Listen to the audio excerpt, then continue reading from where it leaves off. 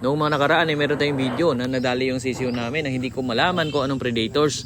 At pinost natin yon at maraming nagsabi na daga daw ang gumawa nun. Kaya't maraming salamat din po sa lahat ng suwestyon. Kay laki ng tulong din po dito sa pag-aalaga namin ng hayop. Kaya't ngayon ito na, full force ang aming ginawa na paraan para hindi na mapasok ng mga daga yung mga alaga naming sisiw at mabawasan din yung mga daga dito sa paligid ng aming mini farm. Pumunta kami sa palengke sa may hardware at bumili ako nitong pinakamanipis na klase ng yero para lamang ito'y hindi mapasok ng daga yung ating bahayan ng mga sisiw ng manok at sisiw ng pabo.